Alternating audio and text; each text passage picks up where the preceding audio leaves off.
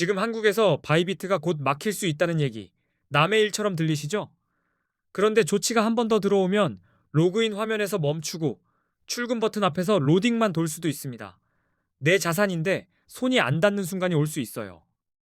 자산이 거래소 안에 갇히면 화면 속 숫자는 내 돈인데도 손이 못 닿습니다.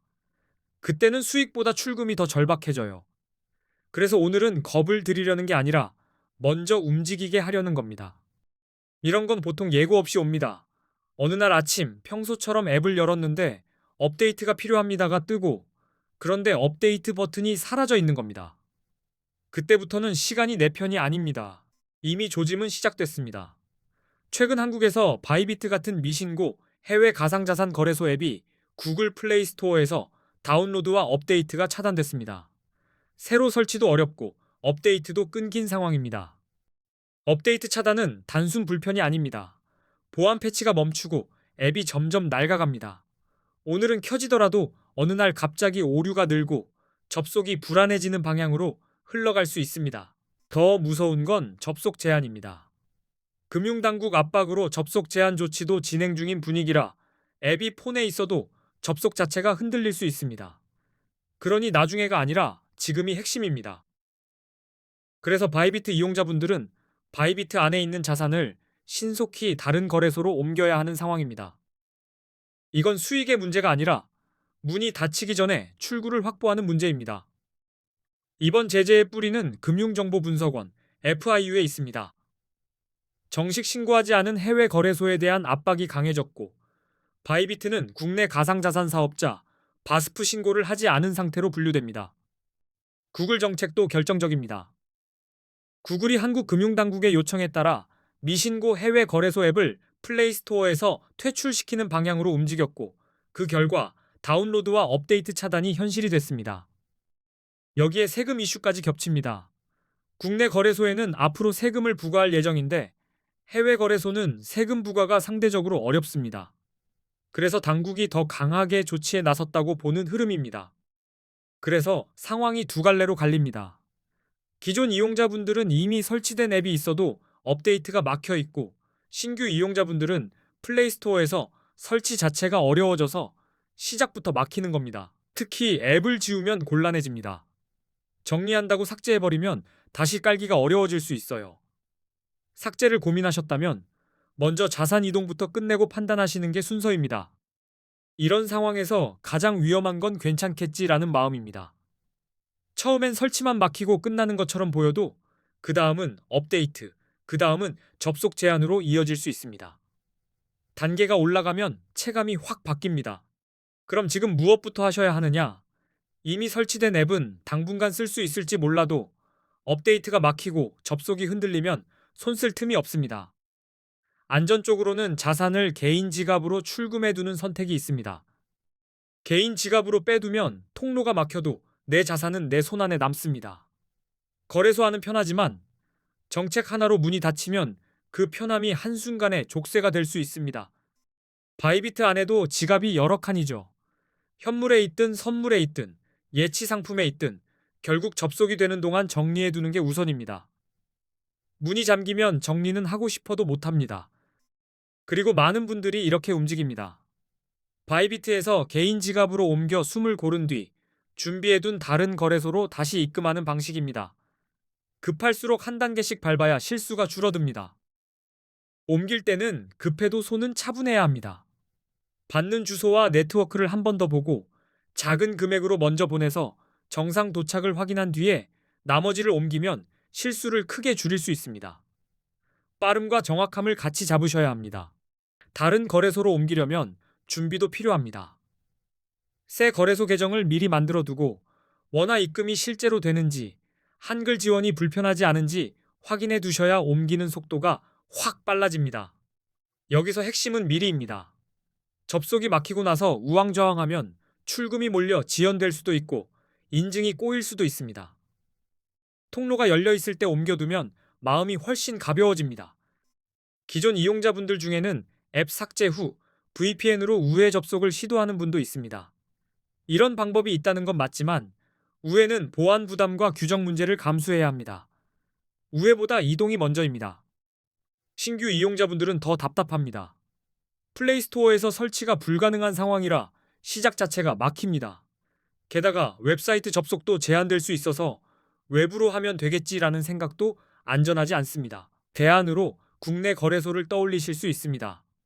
그런데 국내 거래소는 레버리지를 쓸 수 없고 거래 수수료도 상대적으로 높습니다. 게다가 추후 세금까지 부과될 예정이라 국내 거래소를 대안으로 추천드리진 않습니다. 결국 현실적인 답은 갈아타기입니다. 지금 이번 사태로 한국인들이 가장 많이 가입하고 이동하고 있는 거래소 5개를 제가 비교 분석해 두었습니다. 선택은 감이 아니라 조건 싸움입니다. 이 5곳은 공통점이 있습니다. 원화 입금이 가능하고 한글 지원이 됩니다. 수수료도 비교적 저렴한 편이라 단타나 선물 거래를 하시는 분들이 체감 부담이 덜합니다. 또 한 가지, 가입 이벤트가 있는 곳도 있습니다. 가입 시 $100를 지급하는 이벤트를 진행하는 거래소도 포함해 뒀습니다. 5곳의 장단점과 조건은 고정 댓글에 정리해 두었습니다. 원화 입금이 가능하다고 해도 방식은 제각각입니다. 어떤 곳은 입금 절차가 단순하고 어떤 곳은 인증 단계가 더 촘촘합니다. 그래서 비교표를 보시고 본인에게 제일 덜 번거로운 곳으로 골라두시면 실제 이동이 훨씬 빨라집니다. 5곳을 왜 비교했냐면 지금 한국에서 실제로 이동이 몰리는 곳은 따로 있기 때문입니다. 결국 중요한 건 지금 당장 원화가 들어가고 지금 당장 한글로 대응이 되는가입니다. 이 기준으로 추려서 정리했습니다. 같은 거래소라도 사람마다 기준이 다릅니다. 어떤 분은 수수료가 최우선이고 어떤 분은 이벤트가 중요하고 어떤 분은 앱 사용성이 편해야 합니다. 그래서 고정 댓글에 비교표로 깔끔하게 정리해 두었습니다. 거래소를 고를 때는 화려한 광고보다 기본을 보셔야 합니다. 원화 입금이 막히지 않는지, 한글 지원이 실제로 되는지, 수수료 구조가 복잡하지 않은지, 이런 기본이 흔들리면 결국 매매가 끊깁니다. 이제부터는 코인 선물 거래에서 가장 기본이 되는 단타 진입 기준을 잡아보겠습니다. 언제 롱을 잡고 언제 숏을 잡아야 하느냐, 이게 정리되면 매매가 덜 흔들립니다. 비트코인 같은 암호화폐는 변동성이 큽니다. 그래서 방향을 맞춰도 타이밍이 어긋나면 손이 떨립니다. 먼저 롱 포지션과 숏 포지션이 무엇인지 아주 간단히 기준부터 잡고 가겠습니다. 롱 포지션은 가격이 오를 거라고 보고 진입하는 매수 쪽 베팅입니다. 쉽게 말해 상승에 올라타는 겁니다. 반대로 숏 포지션은 가격이 떨어질 거라고 보고 진입하는 하락 쪽 베팅입니다. 선물 거래는 방향을 맞추는 게임이기도 하지만 진입 기준이 없으면 감정 싸움이 됩니다. 그래서 오늘은 최소한의 체크 포인트로 롱과 숏을 나누는 법을 알려드리는 겁니다. 많은 초보자분들이 가장 많이 하는 실수가 있습니다. 오르는 걸 보면 늦게 롱을 잡고 떨어지는 걸 보면 늦게 숏을 잡는 겁니다. 그래서 저는 먼저 추세를 확인하고 신호가 모일 때만 들어가라고 말씀드리는 거예요. 롱을 잡을 땐 먼저 큰 흐름을 봅니다. 차트에서 강한 상승 추세가 보이면 고점이 높아지고 저점도 올라갑니다. 이런 구조가 보일 때 롱 쪽이 유리해질 가능성이 큽니다. 기술적 분석에서는 이동평균선이 방향을 보여줍니다. 50일 이동평균선이 150일 이동평균선을 위로 돌파할 때를 골든 크로스라고 부르는데 시장에선 흔히 강한 상승 신호로 해석합니다. 그런데 골든 크로스는 뒤늦게 찍히는 경우도 있습니다. 그래서 저는 그 앞에 추세가 살아있는지부터 봅니다. 고점과 저점이 꾸준히 올라가는지 상승이 끊기지 않는지가 먼저고 골든 크로스는 확인 도장입니다. 거래량은 진짜 힘을 보여줍니다. 가격이 오를 때 거래량이 함께 증가하면 참여가 실제로 붙었다는 의미입니다. 이런 구간은 상승의 신뢰도가 높아져서 롱 포지션 근거가 더 단단해집니다. 반대로 가격은 오르는데 거래량이 시들면 올라가는 척만 하는 장면이 나옵니다. 이때는 무리한 롱보다 한 박자 쉬어가는 게 낫습니다. 거래량은 시장의 심장박동이라 약해지면 방향이 바뀔 수 있습니다. 뉴스는 마지막 한 조각입니다. 규제 완화, 대형 기관 투자자 진입, 비트코인 ETF 승인 같은 긍정 뉴스는 가격을 위로 밀 수 있습니다. 차트와 거래량이 받쳐줄 때 뉴스가 붙으면 힘이 커집니다. 반대로 숏 포지션은 하락이 예상될 때 잡습니다. 차트에서 하락 추세가 뚜렷하면 고점이 낮아지고 저점도 낮아집니다. 이런 구조는 아래로 미끄러지는 경사가 생긴 겁니다. 이동평균선에서는 51선이 151선 아래로 내려갈 때 데드 크로스라고 부릅니다. 보통 하락 신호로 해석할 수 있고 추세가 꺾이는 장면에서 숏의 근거가 됩니다. 데드 크로스도 마찬가지로 한 번에 다 믿으면 위험합니다. 하락 추세, 거래량 흐름, 그리고 나쁜 뉴스까지 겹치면 그때 신뢰도가 올라갑니다.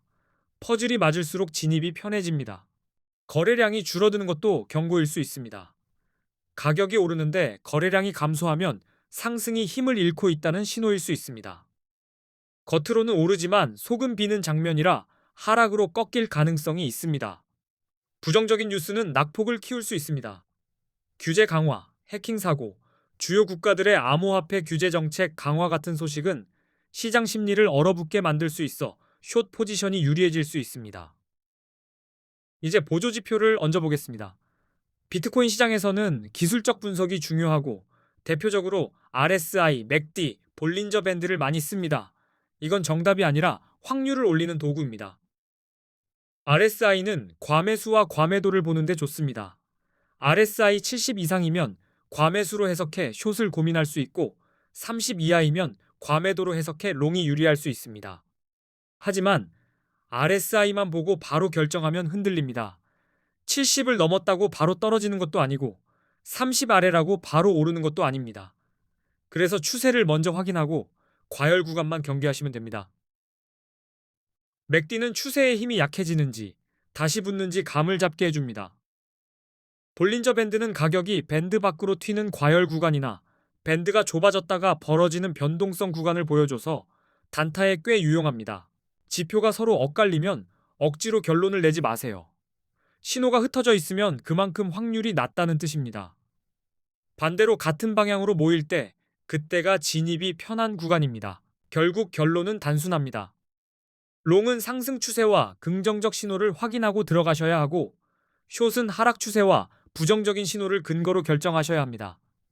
이 기준만 지켜도 매매가 훨씬 덜 흔들립니다. 그리고 다시 바이비트 이야기로 돌아오겠습니다. 거래소 이슈로 발이 묶이면 좋은 매매법도 무용지물입니다. 접속이 더 좁아지기 전에 바이비트 자산을 옮겨두셔야 마음 놓고 매매를 할 수 있습니다. 제가 정리해둔 5거래소 비교표는 고정 댓글에 있습니다. 원화 입금 가능 여부, 한글 지원, 수수료, 이벤트까지 한눈에 보이게 묶어뒀습니다. 오늘 확인해 두시면 내일이 훨씬 안전해집니다. 고정 댓글에는 거래소 정보뿐 아니라 실제로 도움이 되는 꿀팁도 함께 정리해 두었습니다. 한번 훑어보시면 오늘 내용이 훨씬 빨리 몸에 붙을 겁니다. 오늘 영상이 코인 단타에 도움이 되셨습니까? 앞으로도 초보자분들이 따라하기 쉬운 방식으로 더 깔끔하게 정리해서 올리겠습니다. 끝까지 시청해 주셔서 감사합니다.